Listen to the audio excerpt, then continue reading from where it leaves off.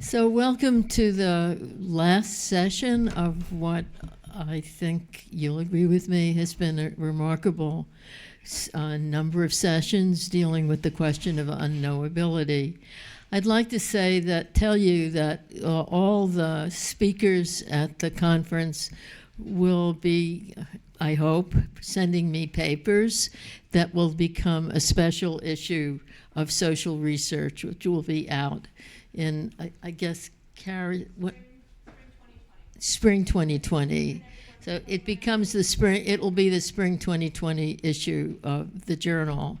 It is also being live cast and will be available online. It takes a few days before that happens, but it is, if you want to look at it again or see parts of it you haven't been here for, it will be available online as well.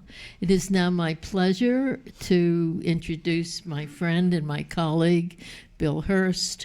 Bill is the Malcolm Smith Professor of Psychology at the New School for Social Research and co-chair of the Psychology Department.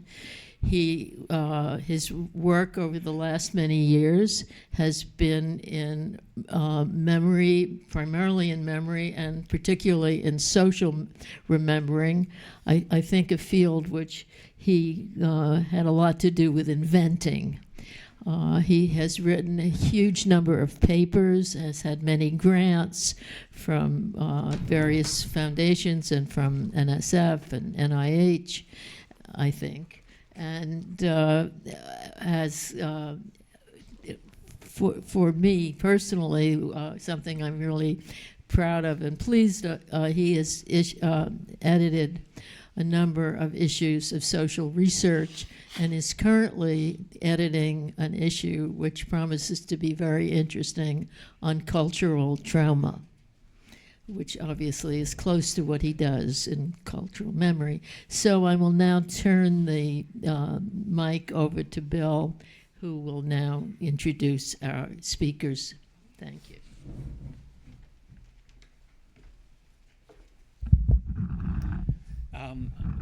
It's my pleasure to moderate this session on psychology and social science with respect to unknowability and how at least this thing is trying to scam likely, it says. And this is not a scam here because we're going to try to know something about unknowability. Our first speaker is Nick Humphrey. I knew a lot about Nick before he actually arrived at the New School for too short a tenure in my mind.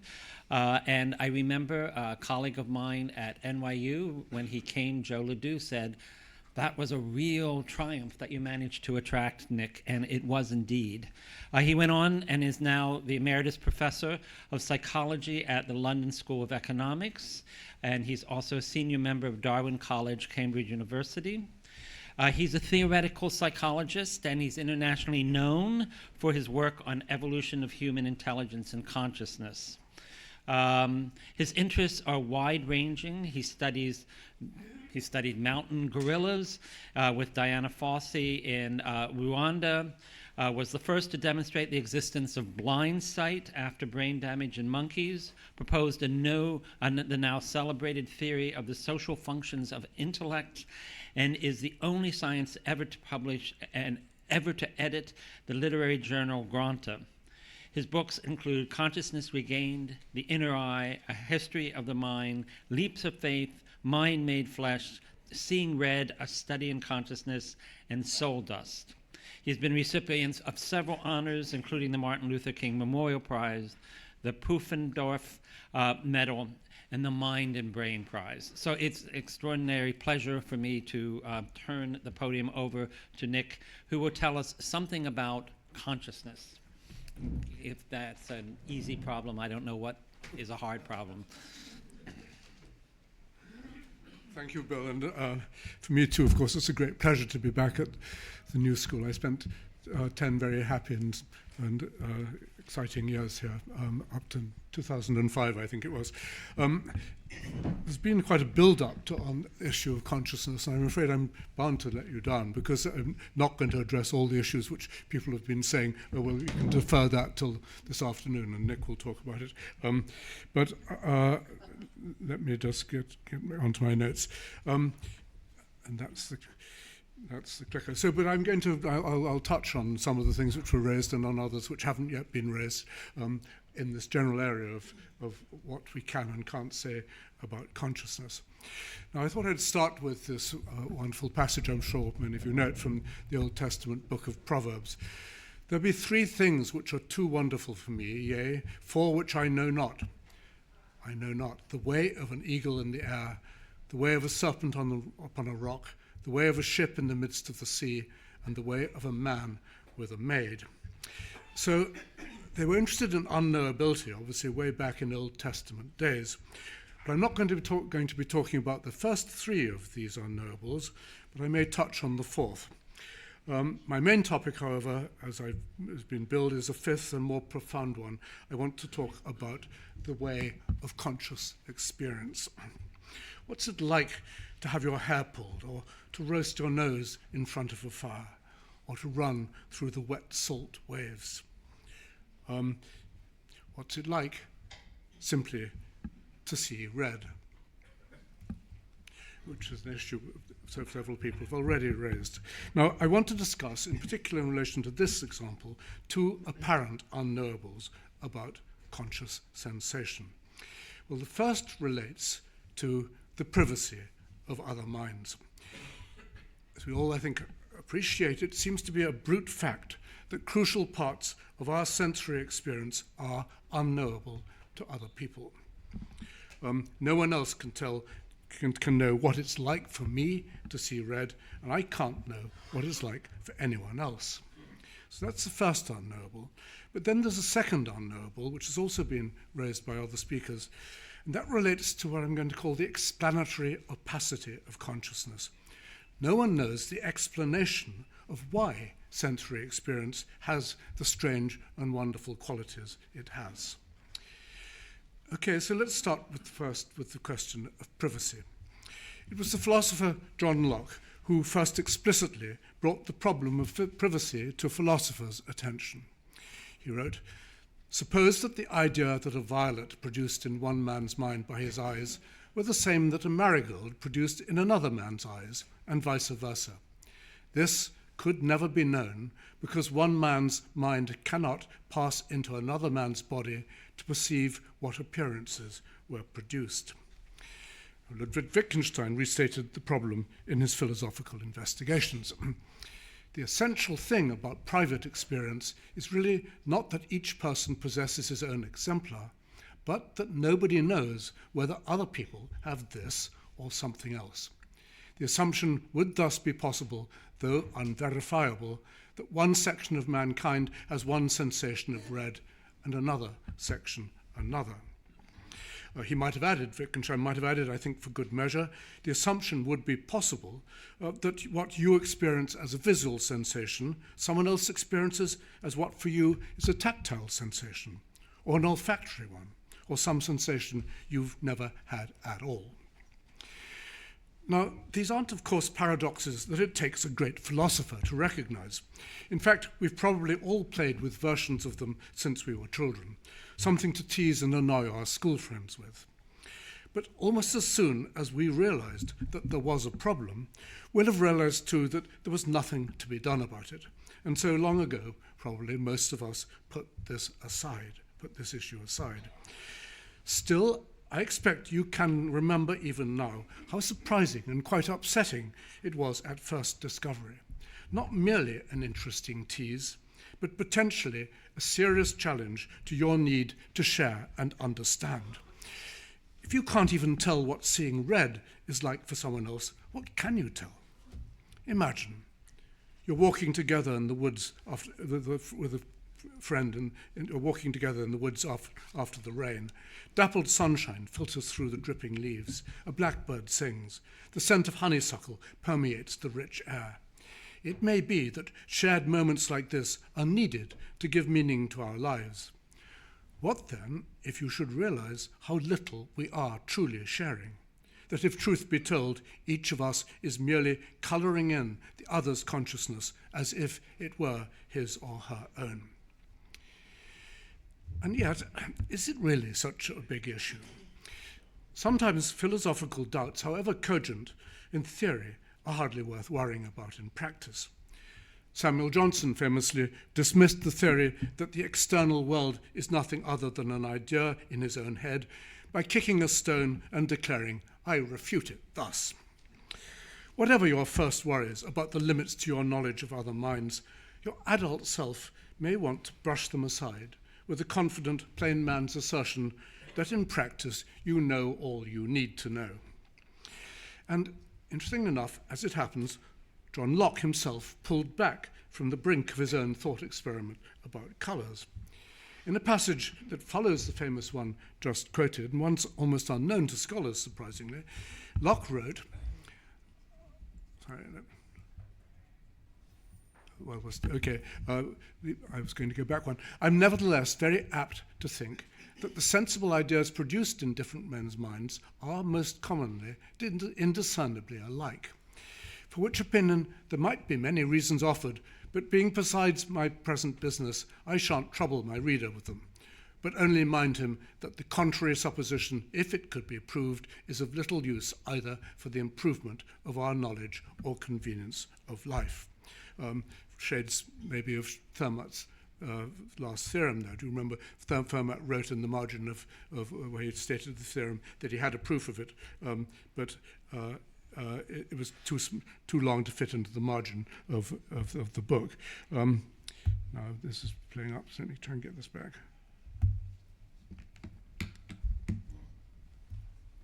Okay. What might then Locke's have been Locke's reasons for backtracking if he had deigned to share them with us? Are there grounds for believing that all humans do, as a matter of fact, experience sensations in much the same way, even if it is not something that anyone can know for sure? Well, there is surely a compelling evolutionary reason that can hardly have been Locke's. This is the fact that humans are all members of the same biological species, with brains and bodies built of the same components according to an almost identical genetic blueprint. This, you might think, makes it at least a very reasonable guess that our internal experiences are similar. You've never seen another person's liver, but I don't suppose you spend much time worrying whether your liver resembles his kidney. Now, then, does that mean that it's merely a pointless philosophical indulgence to continue to speculate about whether our minds actually are or aren't alike? But no, I don't think it is. Indeed, I think we should challenge Locke's contention that the contrary supposition, so as highlighted there in yellow, that's to say, the supposition that people's experiences are different, it would be of little consequence either for the improvement of our knowledge or convenience of life. Well, why would Locke have said this? Well, presumably, what he was thinking was that just to the extent that there could be no way of telling the difference from the outside, it could only be a difference that makes no difference at all. However, I'd say that this conclusion simply doesn't follow, and not least because it flies in the face of everything we know about people's intellectual curiosity. So what if the facts are private and unknowable? Surely they're still facts. And if there's so much as a logical possibility that another person's experience is wholly unlike yours, you'd be less than human if you didn't wonder what the facts actually are. All right, so maybe Locke's chosen example, the possibility of colour reversal, probably isn't something any of us are going to lose much sleep over. It would seem that not much hinges on whether his red is your green. Or doesn't it? I'm actually not so sure. Human beings, though members of the same species, are by no means identical. We have left-handers and right-handers. We have curly-haired and straight-haired. Lots of non-trivial genetic differences. Now, let's suppose, as a thought experiment, that colour reversal occurs in the population at the same rate as left-handedness. So there would be a 1 in 10 chance that your husband or your sister was unknowably the other way round to you in the way they sensed colours. Now, just because you couldn't know, would you simply not care? I don't believe so for a moment. To the contrary, I think it would be a constant topic of intriguing speculation. And then let's consider another modality of sensory experience. We have left-handers and right-handers, but more to the point, we have men and we have women. What about the way of a man with a maid? Sex brings the problem of mind-sharing into especially sharp relief. John Dryden, in a translation of a poem by Lucretius, spelt out the trouble people have in making mutual love. They gripe, they squeeze, their humid tongues they dart, as each would force the way to the other's heart. In vain, they only cruise about the coast, for bodies cannot pierce, nor be in bodies lost. All ways they try, successless all they prove, to cure the secret sore of lingering love. The poet W.B. Yeats called these lines the finest description of sexual intercourse ever written, precisely because they illustrate just how impossible it is for two humans to share one mind. The tragedy of sexual intercourse, Yeats said, is the perpetual virginity of the soul. So, how was it for you? How was what? Well, is this something not to lose sleep over? Well, as Ovid tells it, the Greek gods nearly went to war over it. Jupiter and Juno got into a furious quarrel. Jupiter maintained that women have much greater pleasure from sex than men do, and Juno maintained the opposite. Finally, they decided to resolve the question by consulting the prophet Tiresias, who, as it happened, had lived in both a male and a female body. To Juno's great annoyance, Tiresias' judgment went Jupiter's way. It's 9 times better for women than it is for men. Well, back to my main theme. William James, I think, said it perfectly, as he did in so many ways. So, sorry, there's Jupiter and Juno, not quarrelling quite yet. Here's James. Absolute insulation, irreducible pluralism is the law. Neither contemporaneity, nor proximity in space, nor similarity of quality and content are able to fuse together thoughts which are sundered by this barrier of belonging to different minds. The breaches between such thoughts are the most absolute breaches in nature. Well, must we call this a tragedy? I think it's arguable that the virginity of the soul, the possibility of unknowable differences between us, lies at the very heart of what it means to have a soul. But now I want to turn to an entirely different issue to do with the privacy of consciousness, a scientific issue. It's the question of natural selection. The problem is that if differences in the qualities of sensation really do make no difference on the surface, this must mean that natural selection can never have got a purchase on them. If we can't tell the difference, then nor can selection. I hope my chocolate box makes the point of how difficult it is to select when you can't actually see what's going on behind the scenes. Now, I think this issue is genuinely a serious one for evolutionary theory. If sensations haven't evolved by selection, however else can they have got to have all those special properties? Like many before me, I've racked my brains to try to work out why the hidden property of a sensation's being red rather than green in just the way it is could bring any biological advantage. And I've drawn a blank. But I have to say I can't believe it's actually arbitrary. This makes the unknowability of consciousness not just an abstract philosophical issue, not just a psychological one, but potentially a major headache for evolutionary theory.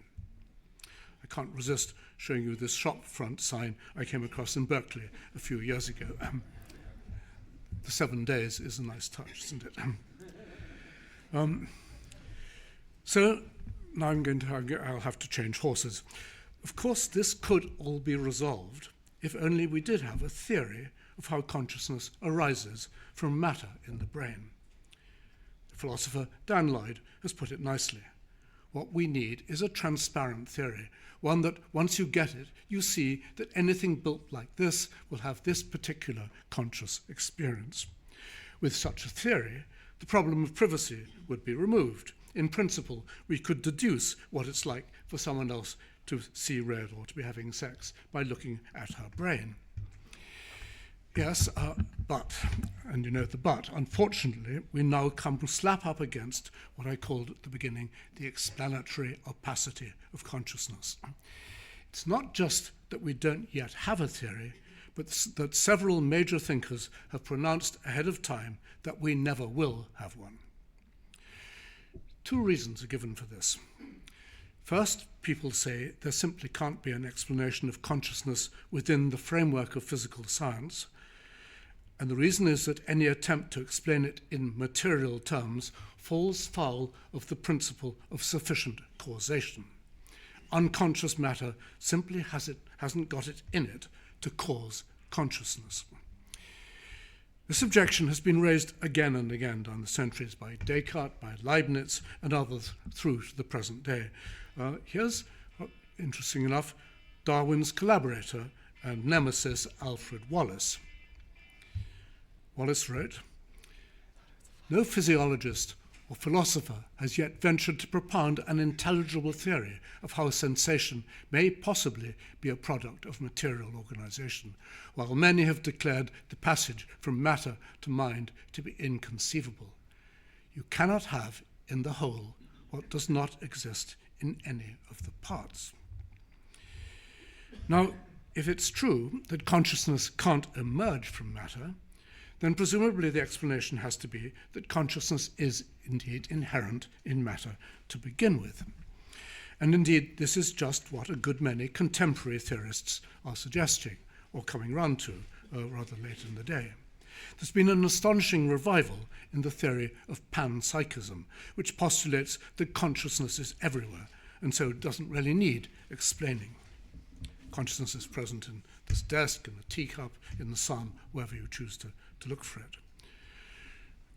They postulate that as a big place to begin their arguments from. Well, wrong way around. Bertrand Russell wrote, once remarked, "The method of postulating what we want does indeed have many advantages. They are the same as the advantages of theft over honest toil. And as I see it, panpsychism is nothing other than outright theft, a way of avoiding the hard problem of actually solving the hard scientific problem." But then there's a second reason given for why we'll never explain consciousness. And this is that even if there is a physical explanation, an explanation known to God perhaps, we humans will always be too dumb to understand it. This argument goes back a long way too, at least to Kant, as Jim Mellor pointed out yesterday. The philosopher Goethe, for example, rather eloquently counseled against the hubris of believing that humans can indeed solve every problem. Goethe wrote, "In nature there is an accessible element and an inaccessible. Anyone who doesn't appreciate this distinction may wrestle with the inaccessible for a lifetime without ever coming near to the truth. He who does recognize it will have to admit that some things can only be grasped up to a certain point, and that nature always retains behind her something problematic, which it's impossible to fathom with our inadequate human faculties."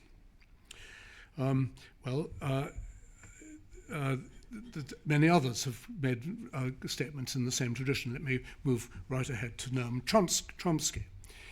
If humans are part of the natural world, not supernatural beings, then human intelligence has its scope and limits determined by initial design. We can thus anticipate that certain questions will not fall within their cognitive reach. Such questions we might call mysteries for humans, just as are some questions pose mysteries for rats. And here, just for one more example, my old friend Martin Rees, John Barrow's colleague, last year he wrote, "We need to remain open-minded to the possibility that some fundamental truths about nature could be too complex for unaided human brains to grasp fully. Perhaps we'll never understand the mystery of our brains themselves, how atoms can assemble into grey matter that can become aware of itself." Now, let's note that statements like these from Chomsky, Martin, and others about the limits of our capacity to understand are never based on evidence. Nobody points to other examples where human understanding has proved to be inadequate, or explains exactly what it is to stop us getting ever closer to the scientific truth. Indeed, as Darwin commented, it's those who know little and not those who know much who so positively assert that this or that problem will never be solved by science. But in any case, the argument that cognitive reach is limited by human biology is deeply flawed. I find it extraordinary that Chomsky, of all people, should have failed to appreciate the fundamental difference between the ways rats understand the world and the ways humans do. Humans, unlike rats, have culture. With rats, it's every rat for himself. But with humans, it's a huge crowd of us who have been slowly improving our tools of thought for generations. A teenage girl today can understand things that would have baffled Socrates, not because she's born with a better brain, but because she's been better educated in contemporary concepts. She knows how to calculate using the number 0, for example. She knows how to do a Google search. 250 years ago, the freethinker Denis Diderot spoke up for the power of the scientific method to go on delivering endless new insights. Experimental philosophy, he wrote, experimental philosophy, meaning, of course, natural science, knows neither what will come nor what will not come of its labours, but it works on without relaxing. Chair philosophy boldly said, light cannot be decomposed. Experimental philosophy heard and held its tongue in its presence for whole centuries. Then suddenly it produced the prism and said, light can be decomposed. Okay, so now you're entitled to ask me, what's the prism for consciousness? The question is worth a lot more than $64. Actually, I don't think it's a prism that's needed. We aren't waiting on the invention of some fancy piece of apparatus, say some souped-up brain scanner. Instead, what we need is a novel intellectual instrument, a new argument that allows us to get a fresh perspective on the problem. Well, I won't have time to explain this properly. We may get to perhaps a bit further in the discussion, but I'll close the circle of my talk by suggesting that we may already have stumbled inadvertently on the very argument we need. The key to it, I think, lies in exploring the contradiction we identified between privacy and natural selection. So here's the way I want to argue it. Sensations, yes, they're private and unknowable. Something that's private and unknowable can't evolve by natural selection. Nonetheless, there seems no alternative. Sensations did evolve by natural selection. Therefore, some sensations must, in the past, have been public and knowable. So then, if this conclusion is right, I think it can provide new leads both as to what kind of thing sensations must be or have been, and to what happened in history. In short, I'm going to make this very short. What I've argued in my account of how consciousness evolved, sensations are not something that happen to us. They're things we do. Of course, Stuart was saying something similar to that. We do our sensations. They began in our primitive ancestors as a form of bodily expression in response to stimuli arriving at the body's surface. Those responses then were out in the open, and as such, they were being shaped by selection. Later, however, these responses became internalized or privatized, closed off within the brain. They became virtual bodily responses that no longer had any effect on the body surface. And on being private, they were no longer subject to selection. Nevertheless, they still expressed how the organism felt about the stimulation, and they continued to bear the stamp of their earlier evolutionary history. So, to bring this up to date, go back to red. Red light now arrives at your eyes, and behind the scenes, you make an age-old expressive response to it. You find yourself redding, and your sensation is when you monitor what you're doing and you represent your own response. Unless, of course, some of you find yourselves greening. But since we're all descended from the same primitive ancestors, I think it's safe to say that it's just not going to be so. We're all redding. Thank you. Well, he sets up. Okay, we'll hold off questions and toward the end of the panel discussion. And so it's my pleasure actually to introduce the next individual, Alan Fisk, who is the professor at the Department of Anthropology at the University of California in Los Angeles. He's a psychological anthropologist studying how natural selection, neurobiology, ontogeny, psychology, and culture jointly shape human sociality. His research aims to understand what enables humans to coordinate in often cooperative, complex, culturally and historically varying systems of social relations. He studies social and moral cognition, motives and emotion, relationships, constitutive actions, experiences and communications, motivations for violence, interpretations of misfortune and death, and links between psychophysiology and social relations. A lot of stuff to do. And we're almost there. As he also shows us the importance of technology on human behavior.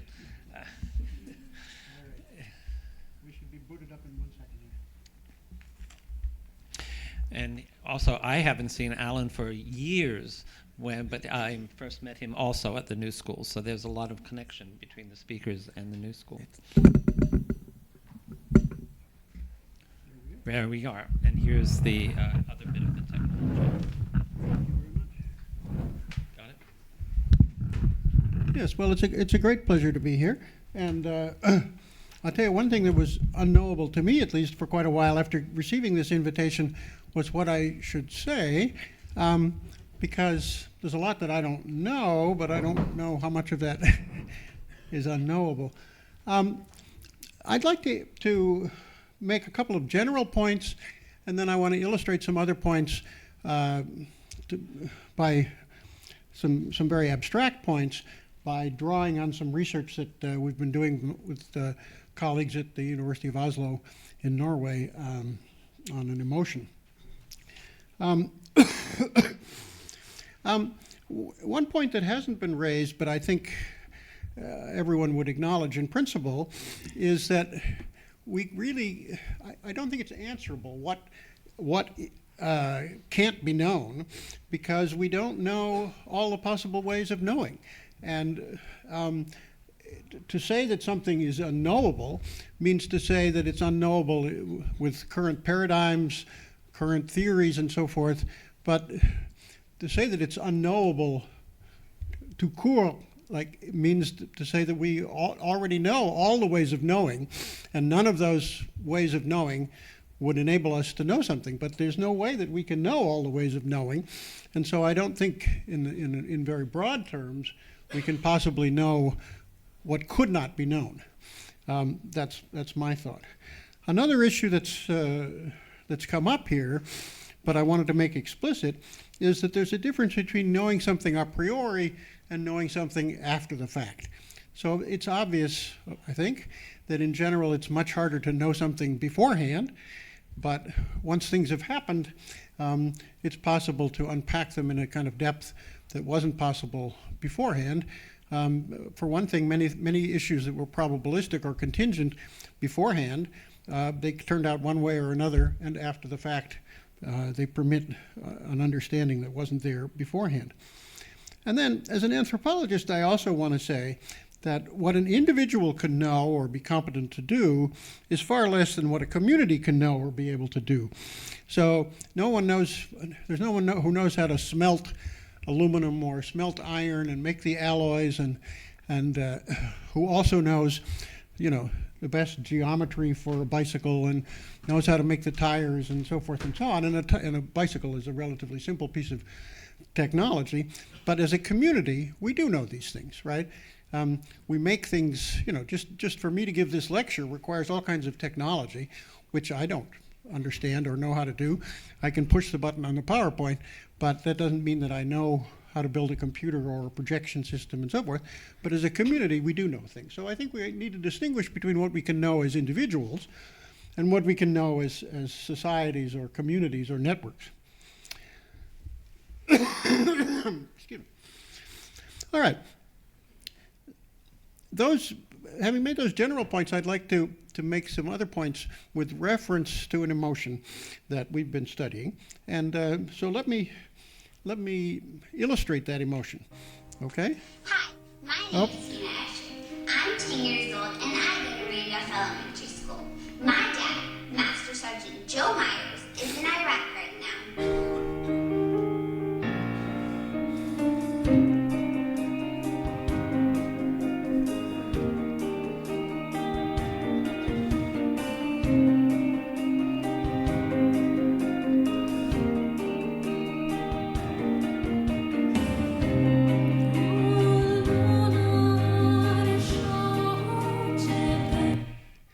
Right, so the internet is absolutely packed with these things, and in fact, social media, one of the main things that social media seems to do is to make available to other people this particular emotion. And how many of you felt some emotion of some kind watching that? Okay, but I want to suggest to you that there are a bunch of unknowable things about that. One is that I submit to you that you probably don't know exactly why you felt that emotion, what went on in your mind, from the perceptual system on into the rest of the mind, what went on in your mind that made you feel that emotion. And then, so I think that the way the mind is organized, you don't have access to most of what's going on in your mind. So consciousness, depending on how we define that, but some kind of articulate awareness, some ability to conceptualize what's going on, is not connected to most of what's going on in the mind. It is connected to sensation, but it's not connected to most of the rest of the mind. And this is what Peter Carruthers calls the opacity of mind, where he says that sensations are widely broadcast to the rest of the mind, but most of what the rest of the mind is doing is not available to any kind of conscious awareness. So you felt that emotion, but you don't have any access to the mechanisms that made you feel that. And I would also claim that you don't really have any way to conceptualize or classify this emotion into a valid category. So this particular emotion, I would argue, but I think it's true of many others, you can experience it, but you don't have a valid conceptualization of that emotion. Now, in English, there are a great many words that we sometimes use to represent this emotion, but that we sometimes represent to other affective states and attitudes and so forth. The way we've conceived this emotion, my colleagues and I, and the way we've measured it, it doesn't correspond to any particular vernacular lexeme in English or in any other language that we've come across, looking pretty widely. So what that says is that you have an emotion, but you don't even know what it is as distinct from other emotions and affective states and attitudes that you have. So an emotion is a mental state, but you can't. It's unknowable to you exactly what that mental state is and how it's distinct from other mental states. It takes it takes scientific research to which we are doing, to define what that emotion is, but you can't directly access it. Just because you can feel it doesn't mean you know even what it is. And I've said also, it doesn't mean that you know how it comes about. And there are contexts in which we feel this emotion. So looking at cute kittens, or holding a puppy dog in your lap, or having your dog run up to you and lick you and so forth. That is an emotional situation that we've shown in some experiments does evoke this emotion. But in many European languages, there is no name for that. In the Uralic languages, Hungarian and Finnish and Estonian, there is a name for the emotion in that context. But we have different names for this emotion in different contexts. And in some languages, like Hindi, Urdu, there's really no word for this language. So it shows that it's possible for this emotion. It shows that it's possible to have a mental experience, for it to be unknowable to you what that emotional experience is conceptually and how it comes about. This brings us to the issue of ways of knowing. And here we can draw on cognitive science. Cognitive scientists broadly make the distinction between declarative or explicit forms of knowledge and implicit or non-declarative forms of knowledge. But and they also make some further distinctions among those. One form of knowledge is narrative or episodic. That is, you remember an event. It could be very, very, very narrowly specified event, as it is in some experiments. You know, was the number 3 in green, or was it in yellow? That's the sort of minimum event. But it could also be, and often is, an experience in your life, which could be drawn out over a period of time, in which you could describe, and you can explicitly say what the event was. But what I want to suggest is something about the opacity of that. So this emotion that I've just represented here, which I haven't explained and don't have time to fully explain, but this emotion that's characterized often by a warm feeling in the heart, tears, goosebumps. Think about, and in English it's sometimes called being moved or touched, although it has many, many other names. But think about a time when you felt that emotion, okay? Think about a time when you felt that emotion very strongly. It might have been at a wedding, or holding your baby, or your partner proposes to you, or you return safe from a journey, or something like that. So think about a particular event in your life. So this is a form of, if you're thinking about this is a form of episodic memory, right? Takes a narrative form. Now, think about one that's really vivid and that you're sure that you remember. Well, what it turns out, if you study episodic memory, is that episodic memories are constructions. And we construct them not only out of our sensory experience, but using everything that we've been exposed to, everything that we've learned in any kind of modality about events like that. So your memory is actually a confabulation or construction that uses all the schematic knowledge that you have from your culture about events of this kind, which might include movies you've watched and novels you've read and commercials you've seen on television and so forth and so on. And you cannot distinguish the sources that have gone into the construction, the materials, if you like, that have gone into the construction of this memory. And the result is that people often have extremely vivid memories about events that never occurred, or that occurred in a dramatically different way than what they remember. So the vividness of the experience, the vividness of the memory, tells us nothing about whether it actually happened. And we know in cases of eyewitness testimony that people will testify about something, knowing that somebody might be executed on the basis of their testimony, and it later turns out that they could not have experienced, they could not have seen what they are absolutely certain that they did see. And we also know from Elizabeth Loftus's work and others that you can construct memories that people are very certain about and will tell you that this happened, that they had their picture taken with Bugs Bunny at Disneyland, and you say, Bugs Bunny's a Warner Brothers character, he's never been to Disneyland, right? But you can, by asking them certain questions, you can get to the point where they're imagining Bugs Bunny in Disneyland, and then later they remembered it as an event. Okay? So even when you have an episodic memory of something, you don't know whether it really happened. And you don't know how it happened and whether your memory is, what proportion of it or what aspects of it are composed of your own sensory input and what are composed of, things that you've read and things that you've heard about and stories that other people have told. And we see this in the anthropological literature all the time when people report events like encountering monsters or encountering witches that other people in their culture report, that people in other cultures don't report, and that's, as far as we know, are physically and biologically impossible to actually have occurred.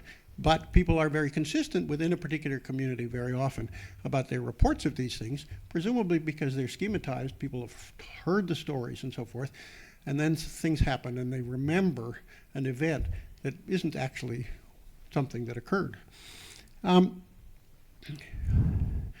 Yeah. So one thing that seems to be unknowable, amazingly enough, is that when we remember things in our lives, when we remember events, we don't really know whether those events are real or what proportion of them are real or in what respects they're real and in what respects they have come out of, watching television, reading books and hearing stories and, seeing things on YouTube and being told the way the world works, right? So that's pretty disturbing to me, at least. The fact that we have episodic knowledge of things, but we can't actually know whether those things are real, no matter how vivid they are. So that's one kind of knowledge or memory, episodic or narrative memory. There's other kinds, and we're going to come back to some other kinds of explicit or declarative knowledge, but there are also some non-declarative forms of knowledge. So there are, for example, many people can ride a bicycle, but you don't actually know how you do it.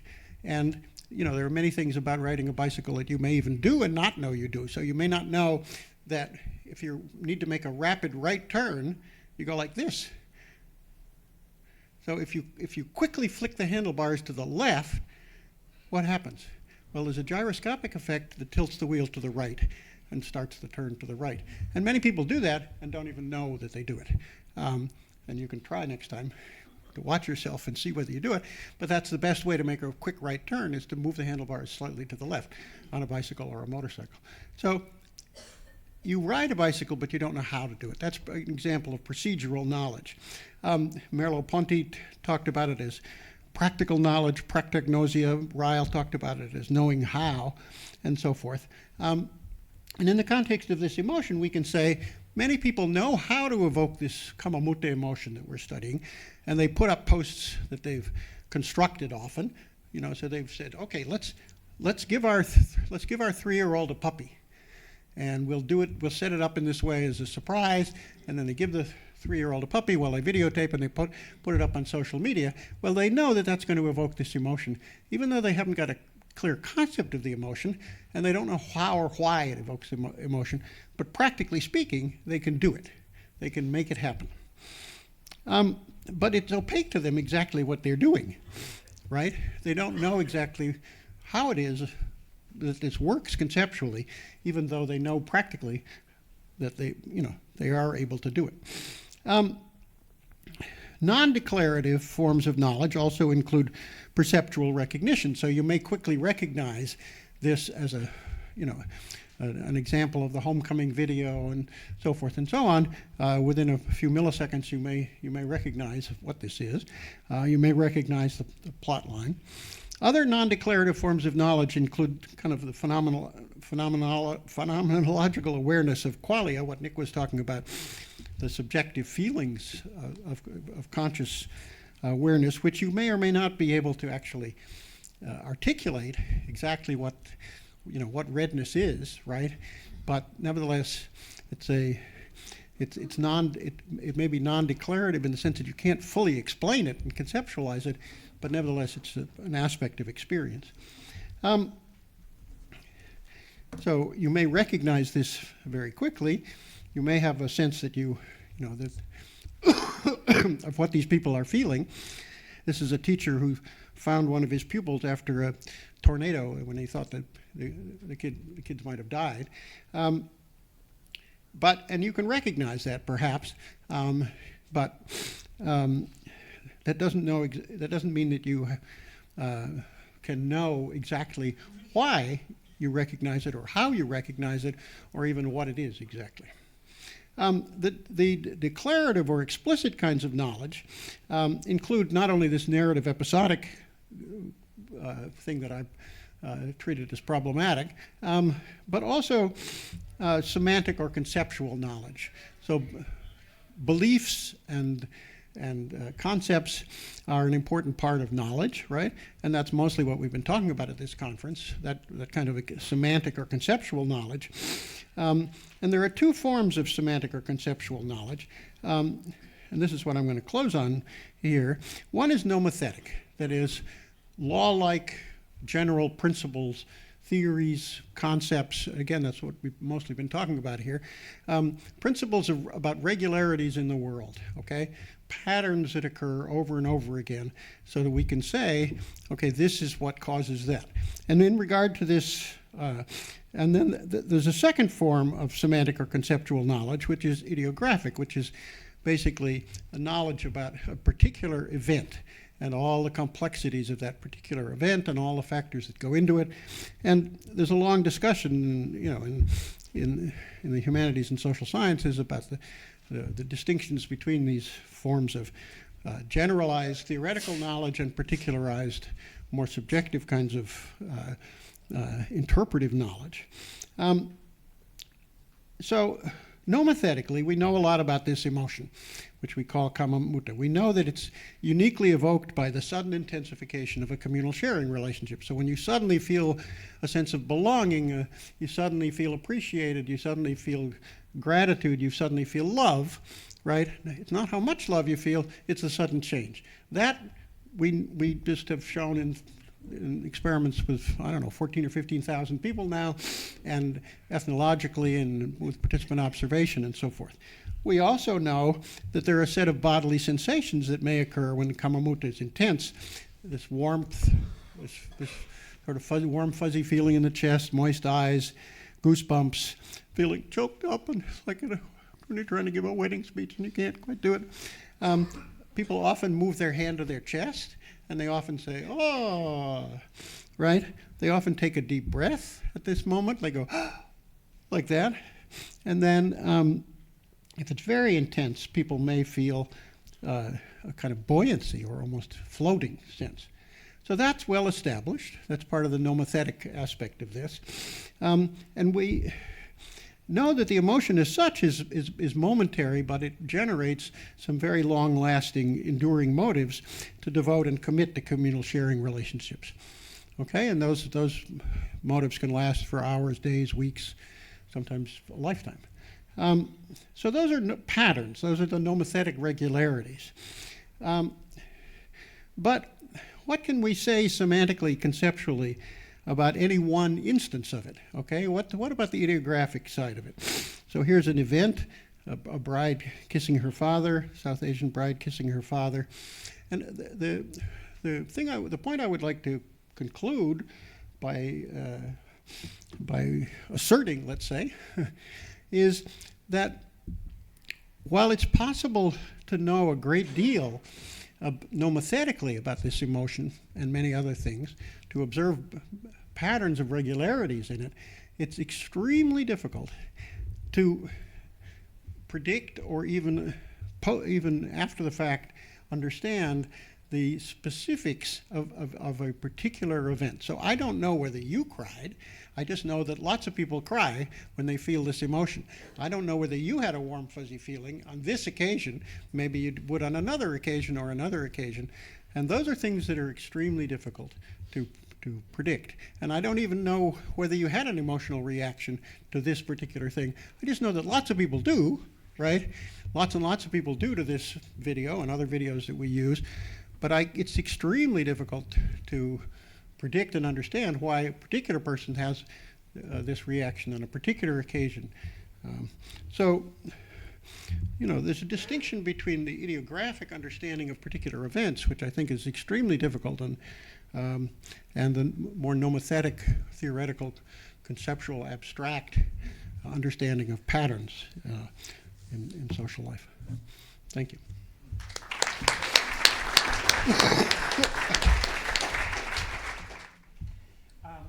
Our last speaker is Linsey McGoey, who's Associate Professor at the Department of Sociology at the University of Essex. She's an Associate Professor in Social Theory and Economic Sociology. She's recognized for playing a pioneering role in the establishment of ignorance studies, which I found very interesting when I read this little blurb, and an interdisciplinary field focused on exploring how strategic ignorance and the will to ignore have underpinned economic exchange and political domination throughout history. Peer-reviewed articles appeared in economy and sociology, theory, culture and society, science, technology and human values, politics, and the British Journal of Sociology. She's the author of No Such Thing as a Free Gift and The Unknowers. She's a founding editor with Matthias Gross and Michael Smithson of the Routledge Research in Ignorance Studies book series. She's on the advisory board of the Center for the Study of Contemporary Solidarity at the University of Vienna, and the editorial board of Economy and Society, and the editorial advisory board of Finance and Society. So it's my pleasure to hear all about ignorance. That's what I hope to deliver. Thank you so much to Arian and to Alex for your wonderful organization of this event and for the invitation. Thank you. I have to take, yes, I mean, let's, they've done such a good job. I had to take my glasses off so I can read my paper, but to be blunt about it, that now means you're all blurry as hell, frankly. But I realize that has the wonderful negative capability, to reference Stuart's wonderful phrase from Keats earlier, of the fact that I can't really register any of your negative responses to my own talk. So who says that ignorance isn't bliss? It's come up a lot over the last 2 days that attention to ignorance and unknowability has a very long historical heritage, and this is true. But I think that there's something particularly important about late Enlightenment attention to the unknown during the 18th century, and especially the writing of Adam Smith, the great economist, Thomas Paine, the great revolutionary writer, and Mary Wollstonecraft, the great political philosopher. And I'm going to start this talk with a brief discussion of why I think the ideas of Smith and his peers are relevant to the growing field of ignorance studies, before making a few more general remarks about what I see personally as some of the merits and the weaknesses with the ways that the social sciences have been studying ignorance in recent years. So as earlier speakers have really emphasized, fascination with unknowability and the unknown is both a long-standing problem and a very little understood one at the same time. And for example, this phrase, ignorance studies, it is new, it's a new phrase, and I know because I coined the phrase with my colleague Matthias Gross in a handbook of ignorance studies that was published a couple of years ago that I edited for my sins, and you're all welcome to ask me about ignorance studies in the discussion if I don't cover some aspects about it sufficiently in this talk right now. But the problem of human ignorance in general as something that's not reducible to an all-knowing God's wishes, for example, was a particularly central concern of Enlightenment thinkers for obvious reasons surrounding the rise of a generalized forms of non-belief and rising secularism that were rising around the Enlightenment period. And Adam Smith's great masterpiece, The Wealth of Nations, makes this clear, especially when it comes to his discussion of how employment status can affect one's individual decision-making. Smith, much earlier than Karl Marx, nearly a century later, Smith saw class conflict, as well as Marx, as a significant problem for society, and especially for legislators who inevitably, like all people, have only limited knowledge. Limits to knowledge were a serious problem for Smith. It is why in other work he talks about the value of imagining oneself as an impartial spectator in order to gauge a social relationship more objectively. In Wealth of Nations, he applies this insight to class relationships. And his early sort of sociology of class, the term sociology wasn't yet coined, but he was in ways, as well as being an early political economist. He was also a sociologist. And his early sociology of class, it's really quite crude in a way, but it's also quite instructive and interesting. So he suggests, for example, that wealthy landowners have weaker mental ability than other people because their wealth frees them up to be lazy. He also suggests that workers have weaker mental ability because of the exact opposite problem. Their work leaves too little time for imaginative thought. The third class, who Smith refers to alternatively as merchants and dealers, do have a lot of mental strengths, but typically only about their own narrow aspect of business. And for this reason, Smith argues that government legislators need to examine any government policy proposed by the dealers class with, as he puts it, the most suspicious attention. Why? Because in his words, it comes from an order of men whose interest is never exactly the same as that of the public, who generally have an interest to deceive and to even oppress the public, and who accordingly have, upon many occasions, both deceived and oppressed it.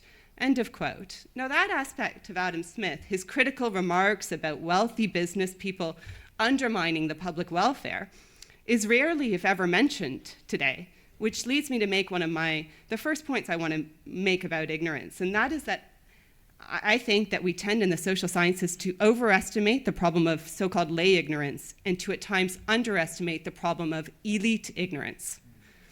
So what is elite ignorance? I mean, before I offer a few definitions, let's take Smith's work as a broad illustration of the problem. And I'm sure many people here are aware of the fact that Smith is often enlisted today as an authority on the value of a market-based approach to economic exchange. And that's true in some cases, but the actual writing of Smith is much more complex and contradictory than this simple version suggests. And though he does mention the invisible hand in Wealth of Nations, he also discusses the importance of state oversight over corporate practices. He writes at length about the state's role in Book 5 of his original 5-book volume of Wealth of Nations. And later on, over the 20th century, different abridged volumes of Wealth of Nations included only books 1 to 3 of Smith's original masterpiece. And the last book, Book 5, which is actually the longest book of all 5 books, is where Smith talks about the state's duties, and particularly the legitimacy of taxation, for example. And that book has been excised entirely from a number of popular versions of the book sold over the 20th century. And these excisions lead to a type of unknown, therefore, that are both similar in ways and distinctive in other ways from the purposeful production of uncertainty and unknowability that we sometimes see in the realm of climate change denial. And, for example, the tobacco industry, which sought for years to argue against the idea that there could be a link between smoking and cancer. And in the case of Smith, it is ignorance that's not necessarily produced for corporate gain, but rather it is, I would suggest, accidentally and potentially deliberately compounded by scholars, by people like us, by sociologists and political economists. And the ramifications of this, I think, become clearer when we consider a concept like elite ignorance in more depth. So the problem of elite ignorance is something that many late 18th century radicals, including Smith, were worried about, even though they did not use that phrase specifically.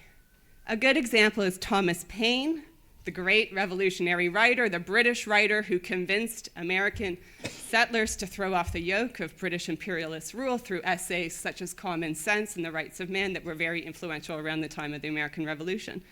And Paine also writes at length about the problem of being governed by people who inherit their wealth. I can't think of any examples. In his words, to quote, "Men who look upon themselves born to reign are early poisoned by importance." He goes on to say that, to quote, "The world they act in differs so materially from the world at large that they have little opportunity of knowing its true interest," end of quote. Their governance decisions, as a result, tend to be, quote, "the most ignorant and unfit of any. Is it time for a new American Revolution? I don't know. Mary Wollstonecraft makes a similar point in her essay, her famous essay, The Rights of Men, published a few months before Thomas Paine's much more famous essay, which has a similar title to Wollstonecraft. Hers is Rights of Men.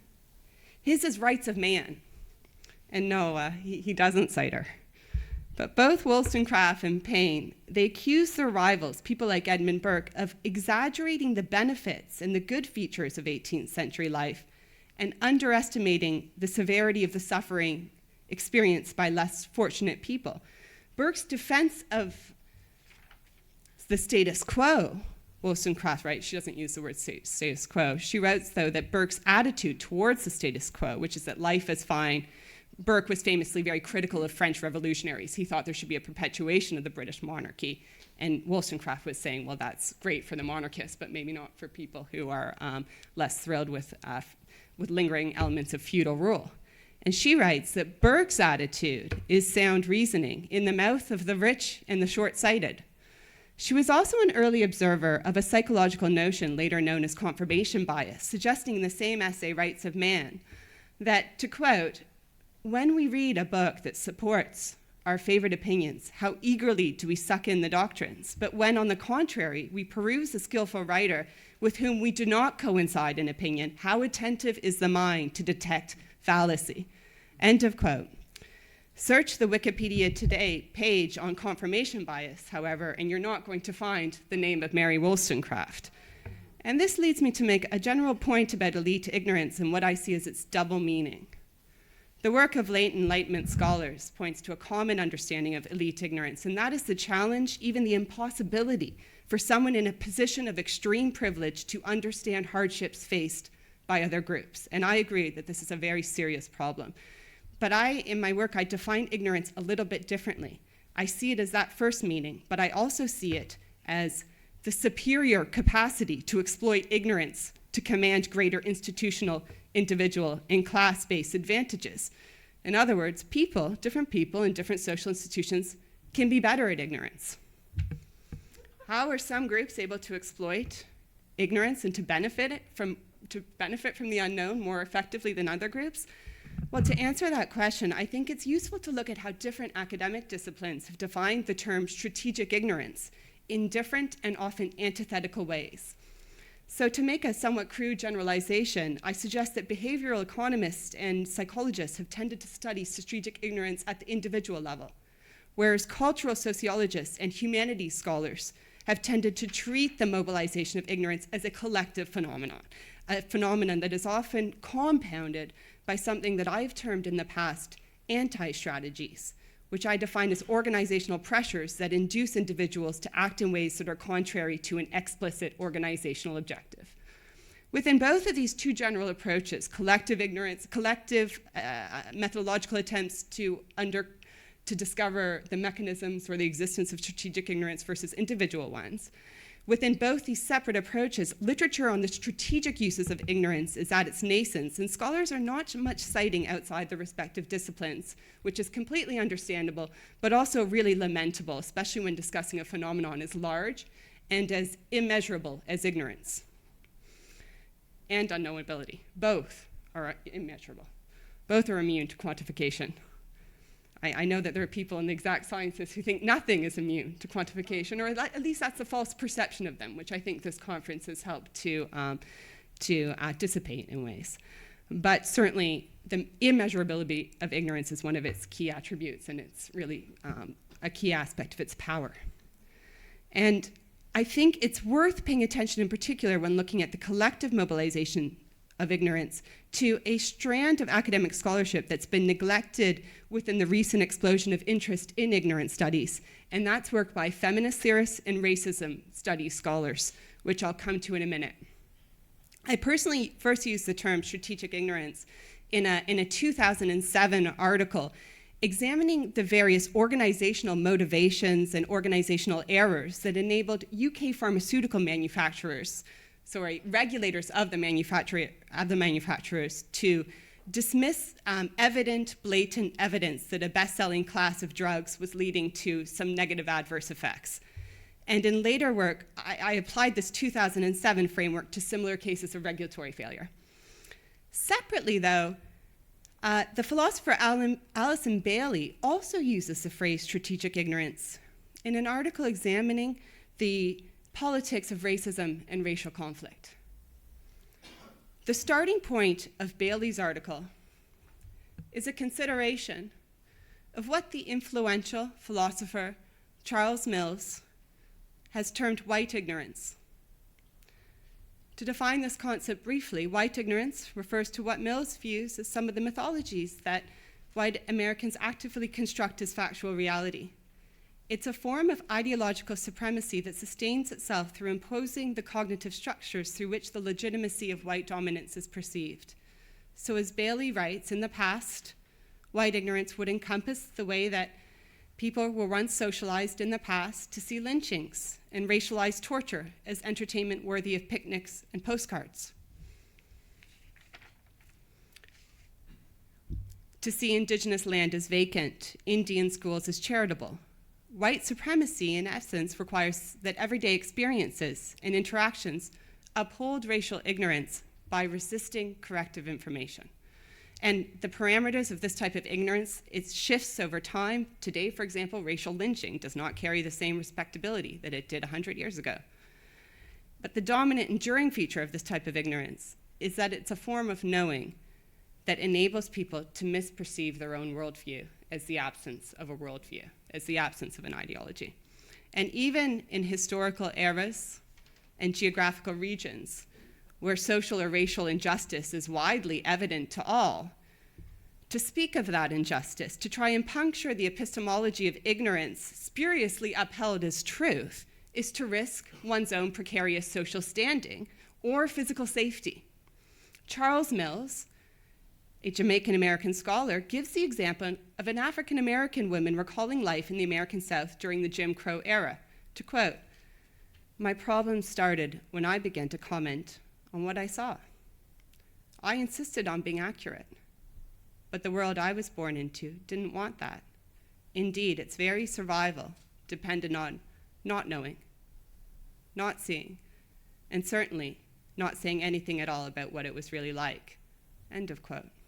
And while the parallels might not seem quite obvious at first, I suggest that this point has considerable resonance with my own analyses of the value of ignorance in regulatory and corporate organizations.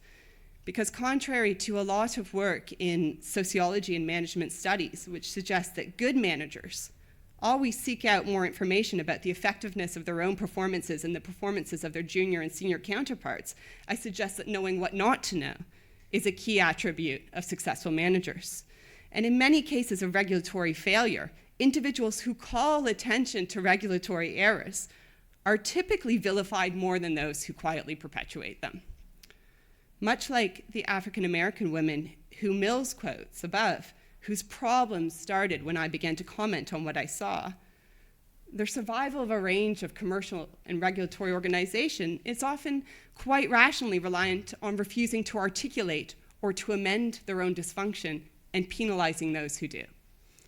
And this last point is, I think, where tensions between more recent psychological work and sociological work on strategic ignorance appear. Okay, so I'll come back to this methodological tension that I see, this crude sort of bifurcation I made between the collective and individual approach to studying ignorance.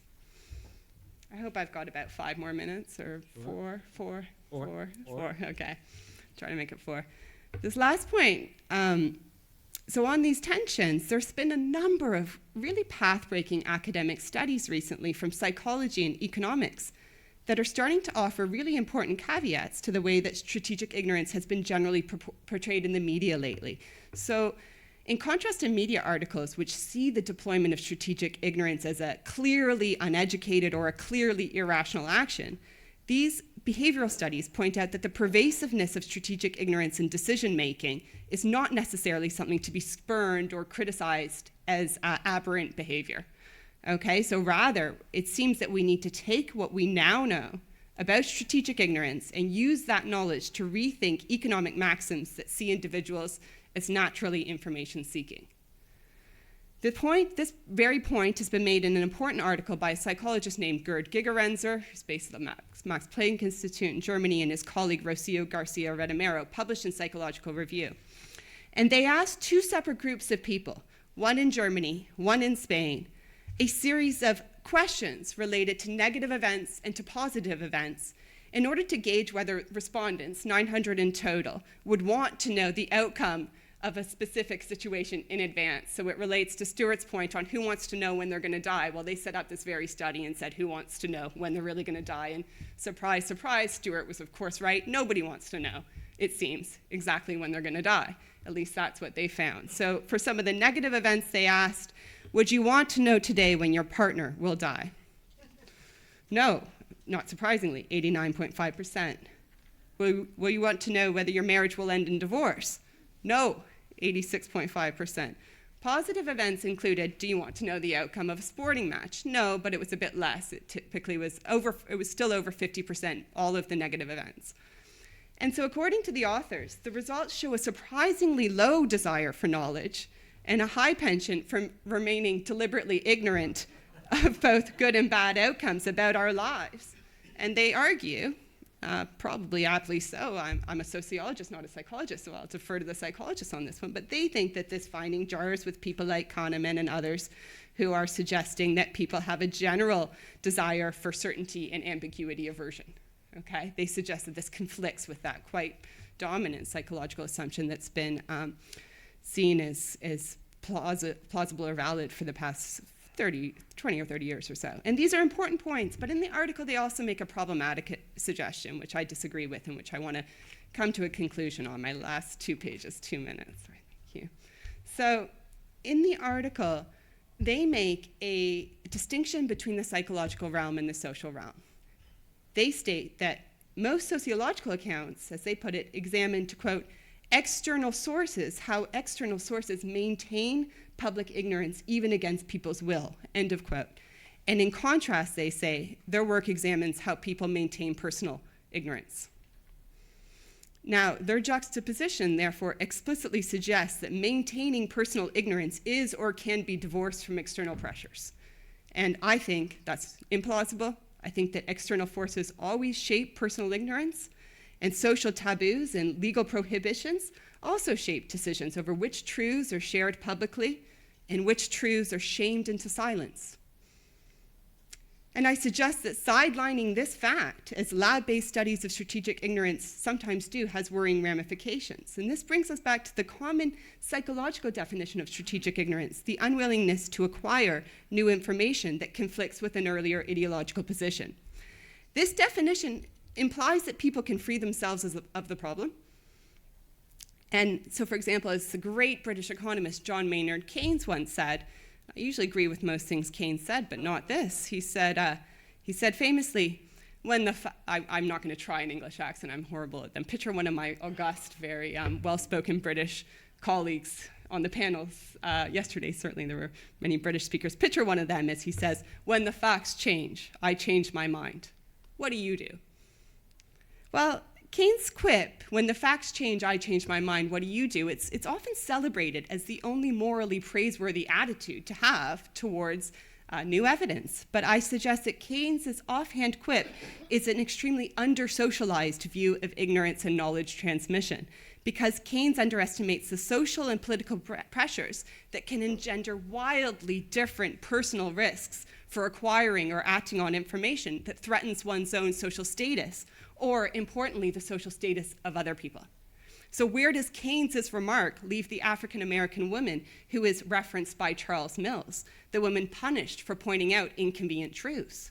I suggest that it ignores her specific dilemma, as well as ignoring the power of her oppressors, people who are free to see her.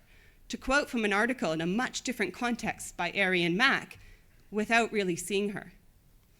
So to conclude, I want to make just 2 last remarks about what I see as the methodological dangers that ignorance studies scholars currently face, partly as a result of the success of some of our earlier studies, bringing attention to ignorance, as, for example, Stuart Firestein has done so well. The biggest danger is that growing mainstream acknowledgement of the problem of strategic ignorance and deliberate unknowing leads to a general acceptance of the phenomenon in ways that abandons the need for analytical attention to the hierarchical, stratified ways that people and groups exploit strategic ignorance differently.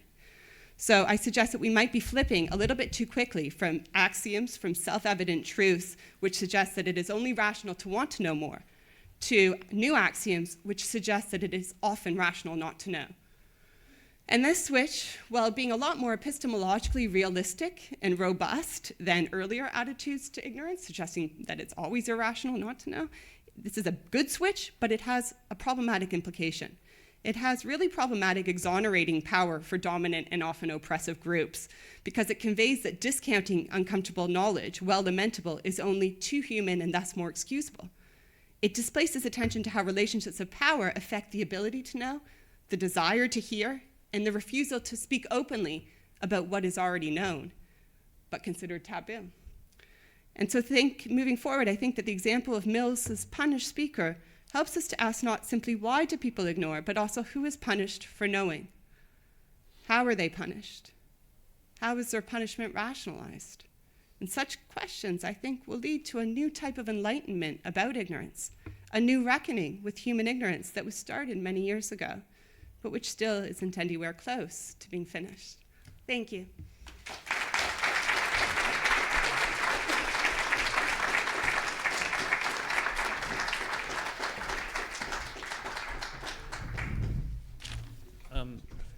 So I gather from the schedule that I have the responsibility of somehow engaging our very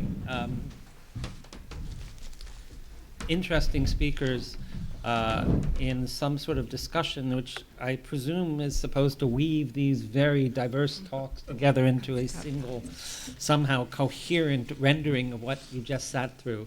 I'm going to fail, and it's going to remain unknowable in some way. But where I thought I would start, if there is a theme in some way, or something that sort of flows through this, is, and this may be my own bias, but a theme about the social. When Nick talks about privacy of sensations, that only becomes a question that you would even raise if there's somebody else out there in the world that you care about. If you are essentially have no sense of a theory of mind of another person, then you're not going to care whether they have the same sense of red as you have. So that if this question about privacy and consciousness only arises because you're embedded within and are inherently a social organism that cares about other individuals. Similarly, when Alan talked about episodic memory, and if you think about the functions of telling narratives about your past, a central function of remembering is a social function. You spend most of your time talking to other people about what you did. You, even when you talk to yourself, you're talking to a virtual person about what you did.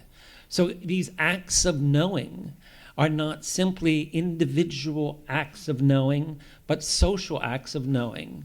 And similarly, and Linsey made this most clear when she contrasted the psychological and sociological perspectives of ignorance, and that she underscored the fact that, and probably even at the most individual level, there is a sociological aspect of knowing that's coming to place. It's not simply that the powerful prevents you from being ignorant about something. You embed this larger social framework so that it feels as if you're acting as an individual. So I thought I would start by asking each of the panelists to sort of reflect on how a theme, I mean, basically a theme about the unknowable and the theme about ignorance arises in large part because we're within societies that ask questions. We don't particularly ask questions, but society asks questions. So I sort of asked the panel to sort of reflect on the way in which these questions about unknowability are basically deeply and profoundly social questions. And that's where I thought I'd start. We can go in order. Well, but I mean, it's a very good line to take, I think, because it does link all the things we were talking about. It puts me in mind of Bob Triver's account of why we should cheat ourselves, why we should actually lie to ourselves about what's the case, even when we ought to know otherwise. And one of his points was that it's much easier to present yourself as a honest, upright, lovable person if you yourself believe it. If you don't know of all the lies you've told, all the bad things you've done, and so on. So that kind of strategic ignorance can be very effective in terms of self-presentation. I think that's the theory which he developed in relation to animals, it must be said. But he thinks that, of course, it runs right across the animal kingdom, and in particular serves in issues like courtship. When you're trying to sell yourself to a partner, as is increasingly becoming, you actually have to lay out your wares on dating apps and things. Yeah. Well, you better not be honest, and the best way of not being honest is not to actually know you're not being honest.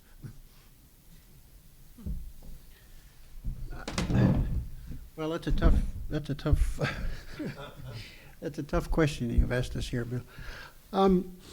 I guess the issue that I would want to bring up is the issue of common knowledge, and it's one of its converses, which is deniability.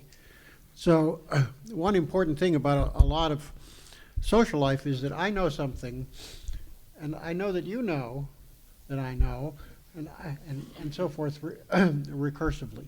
So it's not just that I have knowledge, but I have knowledge of other people's knowledge, of my knowledge, and so forth endlessly. And very often what comes out is not necessarily ignorance. And I think that in a friendly critique, Linsey, so maybe some of the things you're talking about are not about ignorance, but about deniability, avoiding common knowledge, avoiding having to acknowledge that we all know something, avoiding, for example, having to acknowledge that we know that people are being harmed or oppressed or in other ways damaged. Everybody may know it, but you don't have to acknowledge that anyone knows it until it's made public in certain communicative ways. So I guess I would want to make a distinction between ignorance and deniability. Yeah, thanks, Alex. Alan, I talk a lot about deniability actually in my work, trying to tease out what the difference between strategic ignorance and deniability might be. And I think there is an important distinction. And I think that's because deniability suggests the presence of something there to actually deny, essentially. In strategic ignorance, I look at different ways that people thwart the emergence of inconvenient knowledge from emerging in the first place. And I discuss specific mechanisms where that happens, for example, by creating a sort of paper trail of exoneration that isn't quite the same as deniability, because it perverts or thwarts the very possibility of a sort of problematic fact from emerging in the first place. And therefore, it creates a sort of offensive, rather than being a defensive deniability sort of mechanism, it's an offensive creative of what I call an ignorance alibi. It gives people an excuse for not knowing. So great point, and this comes up a lot in discussions about strategic ignorance, especially the term's very new. I mean, there's been a sudden explosion of focus on strategic ignorance, but really only in the last decade. And I would say that it's not commonly well known in the social sciences yet, but it's gradually becoming much more of a sort of catchphrase. But this point on deniability is really a very important question, and it is one that comes up. But I think I want to claim some specificity for strategic ignorance that is different than deniability. And on the question of how ignorance is social, I think that's such an important question, and I guess I fundamentally think it is, but I've got a bias towards thinking that because I'm a sociologist. But I'm also very interested in how it is stratified. I'm very interested in the question of, can we compare ignorance? Can you rank ignorance? Can someone be more ignorant than another person? And I actually think no, in ways. I think there can be provisional hierarchies of ignorance that are very enduring and clear, but they are always provisional, and that's one of the power of ignorance and one of its actually emancipatory values, because people can always reject the way they are classified, in a sense, even if other people don't accept that classification. So to unknow whether your station in life is acceptable, for example, was a powerful a powerful propellant of some of the key revolutionary developments of the revolutionary radical age of the 18th century. So I think there can be hierarchies of ignorance, but only provisionally, and I think that is something that really we're just at the very beginning of starting to understand a little bit better, but that's my little spin on it, but I think it's a really interesting area for further work. And just to bring out areas in which social is probably not so relevant, and it's an interesting foil for what we're just saying, is there's very good evidence, of course, for humans and animals for that matter, that individuals will work very hard to acquire uncomfortable knowledge, even when it really upsets them. I did some experiments with monkeys years ago in which I gave them the opportunity to watch horror films, which I made up for them to be particularly upsetting to monkeys. They would press a button to keep the movie on the screen while hair was raised, they were crying, they would be urinating and so on, but they wouldn't let it go. They needed that knowledge, and you can see why that's extremely adaptive. But interesting enough, this is a case of acquiring individual knowledge to serve individual ends of survival rather than the social case. Another thought as I was listening to a lot of the discussions about ways of knowing, and my sense is that we have various kinds of knowing. I can know what I had for breakfast today. I have very specific personal sort of knowledge. And then I'm an expert on memory, so I know a lot about memory. But most of the ways in which I function in the world, I really don't understand almost any of it. And I once probably understood how electricity worked in 6th grade or something, but I've long forgotten. But I'm flip on that switch with no problem at all. I have certain views about climate change, but really, if you pressed me, I really wouldn't be able to tell you why climate change is happening, why you have worse winters than you do and worse summers than you do. In other words, at some level, for a vast amount of knowledge, I trust the experts. And there's a guy at Brown University by the name of Sloman who has done studies which show that if you may not know it, but if you know that an expert knows it, and this is an expert that you think is an expert, you suddenly think you understand it. So I wondered, how much of ignorance, how much of the privacy of our sensations that I sort of think, well, you must be doing the same thing I'm doing. And we come to think that we understand these sorts of phenomenon, and yet when pressed, we very rapidly fall apart. So, that's one way of knowing, which is that you rely on other people to know it for you, what memory people might call a transactive memory system. And how much of our knowing and how much of our unknowing is a reflection of that sort of transactive memory system. In a sense, it goes back to childhood, of course, Bill. Yes. There is a time when we better believe that, because we're in the hands of other people whom, if they don't know things which we don't, is going to have a really bad outcome. And I think that trust in authority must begin there. And I'm sure to some extent what you're saying is that carries over to adult and more responsible. Yes, I think it does carry over to adults, and it probably represents most of our kinds of knowing, at least my kind of knowing.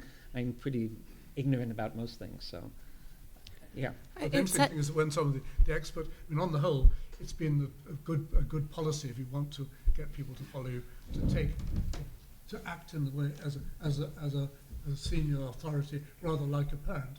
What's very interesting, someone like Donald Trump, who absolutely doesn't behave like a parent. Who would want to trust him as your dad? Right, yeah. And it's maybe the models are changing. I think Trump's a good example, but I think there's also maybe almost more, not pedestrian's not the right word, but everyday examples that we don't interrogate enough about the ways that sort of, not a false sense of trust, but a problematically sort of impenetrable sense of trust will emerge, because we want to create trust in science, and we want to also hold scientists accountable for when they, for example, breach the public trust. But unfortunately, some of our immediate sort of intuitive senses for why someone should be authoritative often fall down when you look at the perpetuation of, say, a paradigm that just is in sort of the normal science in the Kuhnian sense. So it's people who keep rejecting the possibility that anomaly might be more than anomaly.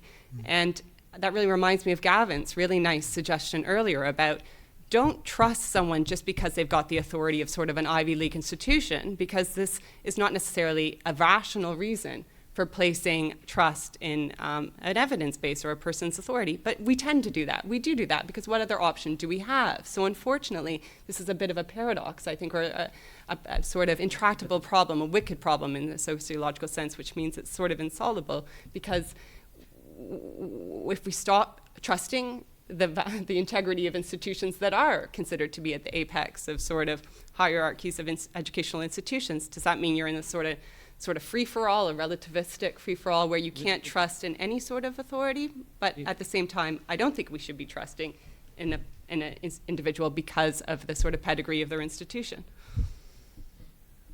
But the issue is, Sloman's research says, it's not just merely a matter of trust. It's that you come to believe that you understand it.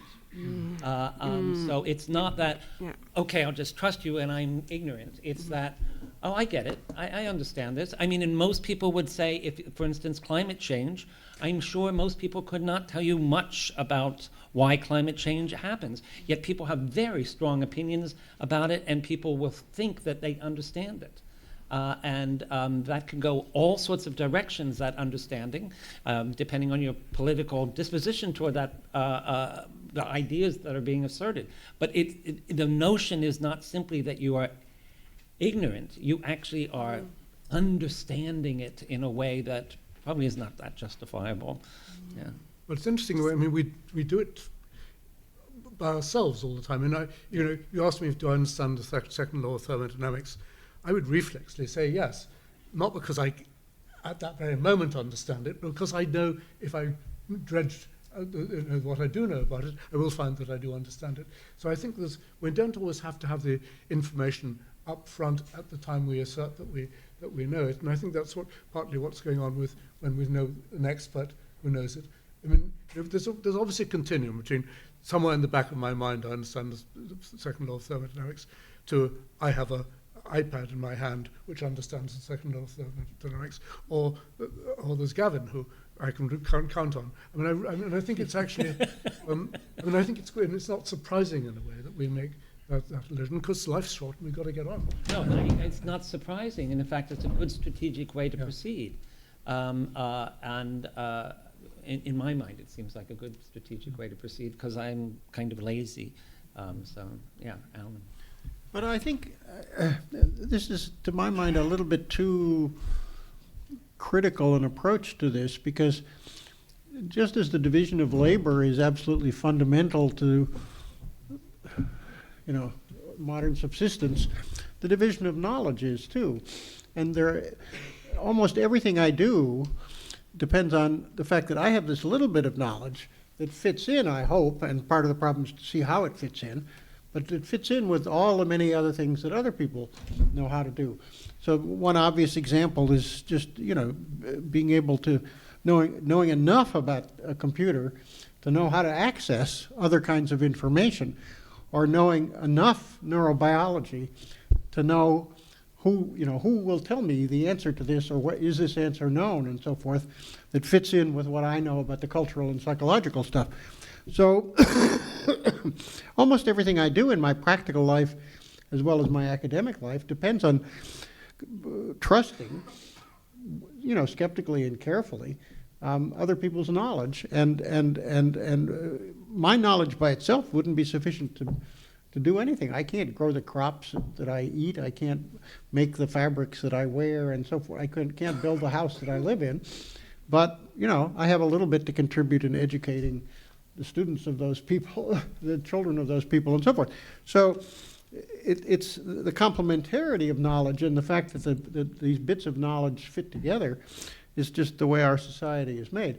It's not the way most societies have been made throughout history, where there's been some gender division of knowledge and competence, but basically everybody knew pretty much everything except for, some secret rituals or something like that. But it's the way our society functions now, and none of us could live for a day without counting on everybody else's knowledge. So what we need to do now is open it up to the audience, and so I don't know how to proceed. We'll start here. Go ahead. So that last conversation was quite interesting, and Alan's point is very well taken. Yes, that is how society mostly works. But the problem is that there's a fundamental flaw that allows for a parasite to infiltrate that, because where people assume knowledge that is not actually authoritative, and people assume it based on propaganda and disinformation and deliberate strategic ignorance, as Linsey was describing, that is there in support of the current power or a perceived power distribution. I mean, so the problem is not your ideal view of how all these bits fit together, which I think is obviously correct, but that it has a significant vulnerability. It's not resilient to the kind of strategic ignorance that Linsey is describing. And it's obviously true in the situation of both climate change, tobacco, all sorts of... Vaccination. Yes, exactly. Go ahead. I'll just go down the aisle, yeah. So if you're sitting in the back, you're screwed. If the university has any moral responsibility to repair this colossal failure of the world, they should try to ascertain what are the root causes of the failure of mankind to live in harmony, which I attribute to these pernicious and toxic beliefs, totally unwarranted beliefs that are being inflicted on humanity and causing all this brutality and oppression and so forth. And I don't see any attempt to do this on the part of any of the social studies departments. I think that's unfair. I mean, there's a huge amount of study, not by people like us, about indoctrination and about the spread of religious beliefs against people's own interests and so on. I mean, it's not being ignored. And people who are working on terrorism, for example, what exactly is it that draws people into networks like that? I know. All kinds of Oh yes, or beliefs. yeah. The religious beliefs are Yeah. just as terrible as the terrorism. I absolutely agree. There are forms of terrorism. But I mean, I think for first, I mean, be careful of saying, you don't see this going on in the academy. There's an awful lot going on in almost every area of interest, and it's being published. We should be very proud of the way in which the social sciences, I think, at the moment, have spread their net and what they're working on. And we'll move on. Excuse me. We'll move on. We'll move on here. The only other comment that I will make with respect to that is I would say that Linsey's work is exactly addressing that issue. But go ahead. Yeah.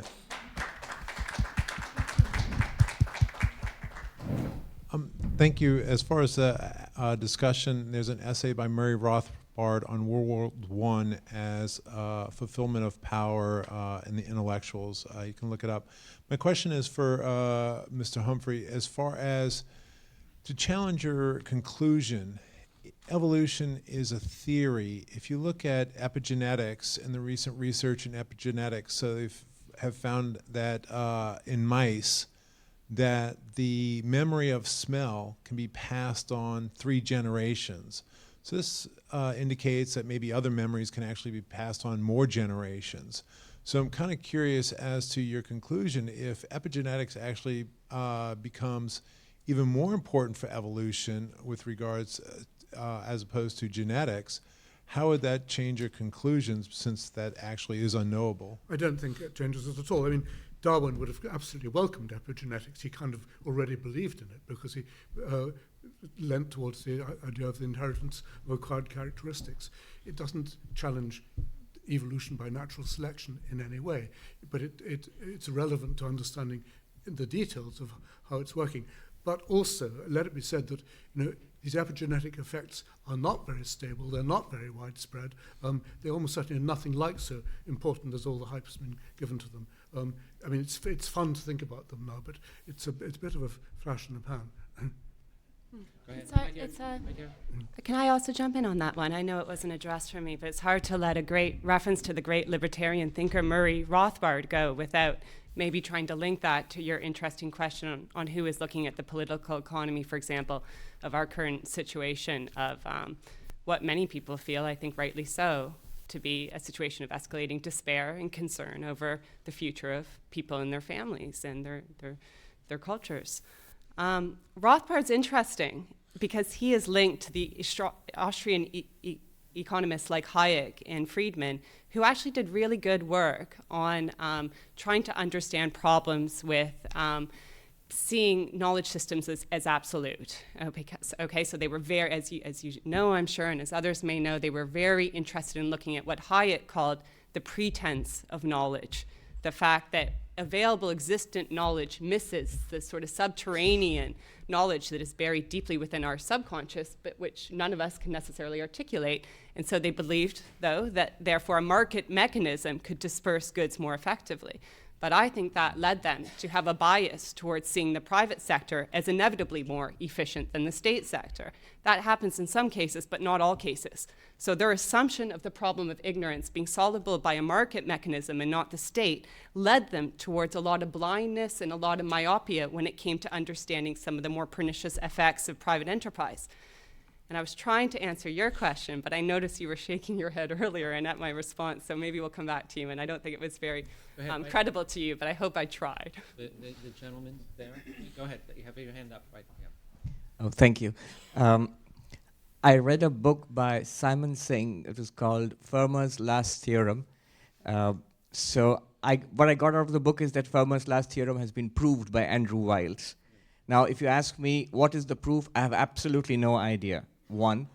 And the author, Simon Singh, begins that prize-winning book by saying that he has no idea either. But he's written a whole book about it, and which has won. And he says it's because it's only a very few, very super specialized experts who will actually understand the proof.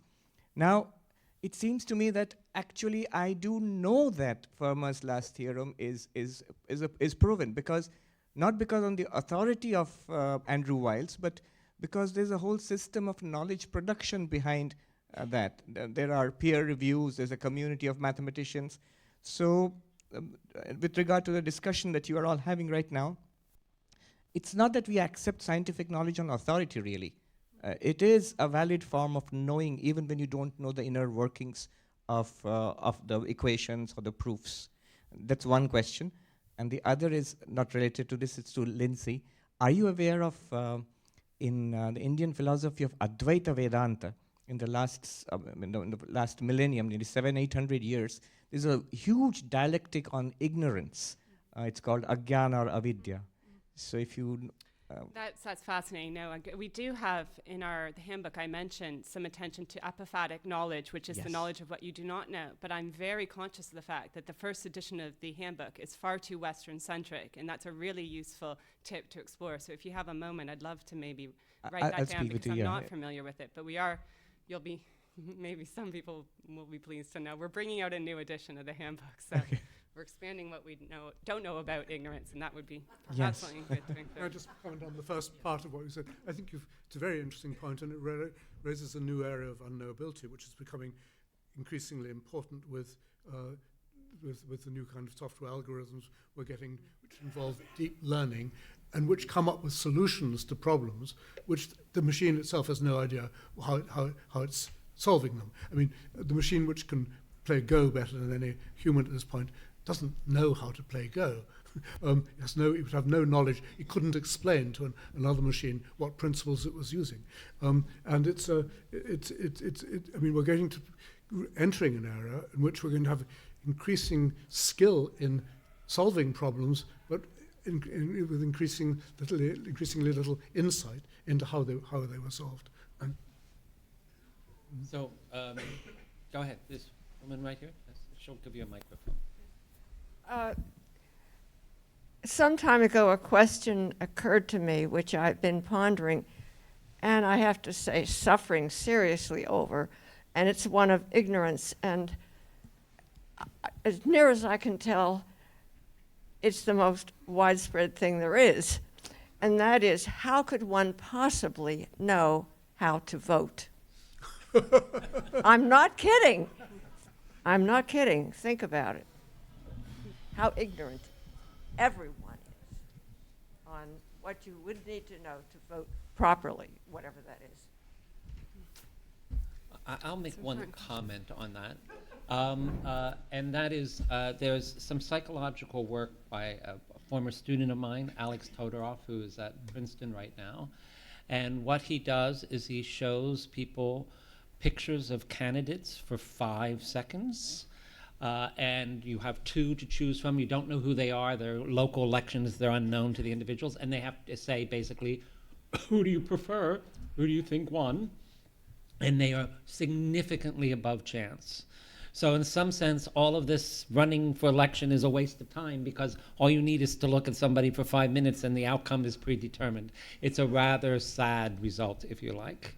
But it has to do with this whole notion that we process lots of information very quickly in a blink of the eye, and it actually shapes our behavior to a great deal. Yeah, and that the answer is that in some sense we don't know how to vote, Yes. we just vote. Yes, we in the end do it. Yeah. Next, who's the gentleman right there? No, yeah, sorry. But we'll go with you because you now have the microphone. Okay. I guess I'm asking this question in like the light of like many, like especially philosophical critics of epistemology, like Feyerabend, Kuhn, and Popper. Yeah. Like it was a question in reference to like I guess I understand like the neurological frameworking of like information and how like we respond to the external world, but of course like how much is that determined by our very epistemological methodologies, and the historical circumstances in which those arose, because it seems like in recent years that has become problematic, that many of the methods we use seem a bit too restrained, too formalistic, and they deny forms of information that could also be useful for the truth making process, and don't seem to consider them. I apologize if my question is a bit vague. No, I think it's very clear, and I think Linsey is the person to. Well, I mean, it's an excellent question, but I think the philosophers of science, they can also, I'd like to hear their take on, I mean, Popper and Kuhn and Feyerabend were so different, obviously, but all looking at the limits of knowledge and the limits of scientific knowledge. I think it's such a good question because I'm really focused myself on the problem of methodological opacity and how we get over that in the social sciences, because it's getting worse. It's worsening with the algorithmic turn, where these algorithms are quite opaque to even the people who are most skilled at knowing them. And I think as Nicholas just said, and as Gavin said earlier, these algorithms can get a lot of data but not necessarily show underlying causal patterns or understanding, or lead to more understanding of how to interpret those underlying causal patterns.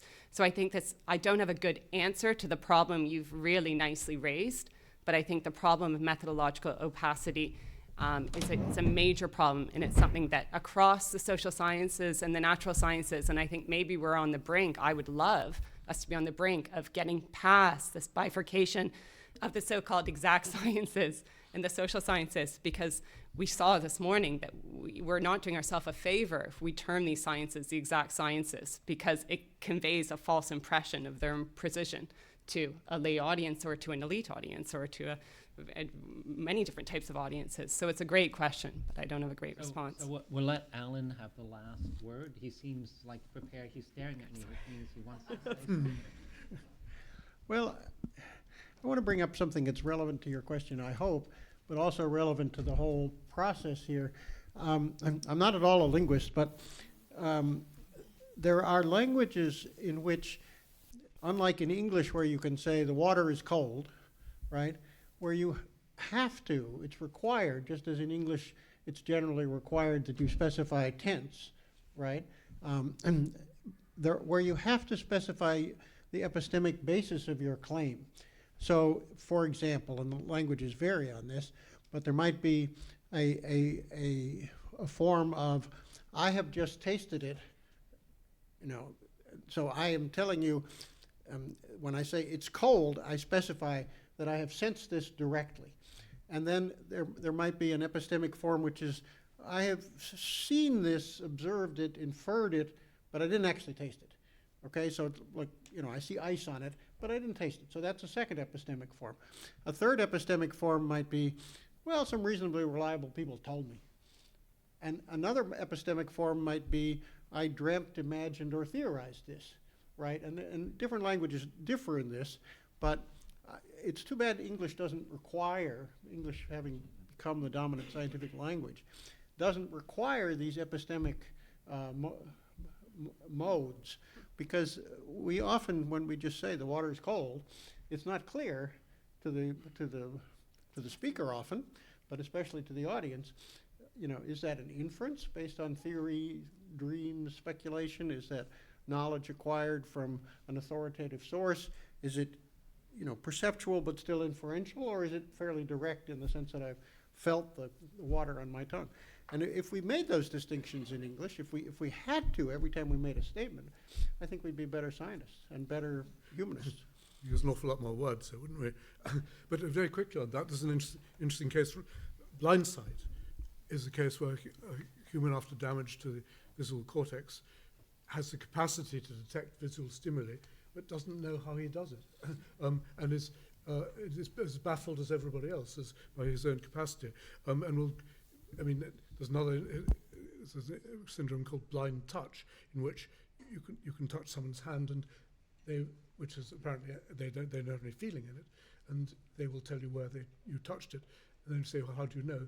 So, maybe I smelt it, maybe I heard it, maybe I have no idea. So yes, there's this very interesting wedge between knowledge and sources of knowledge.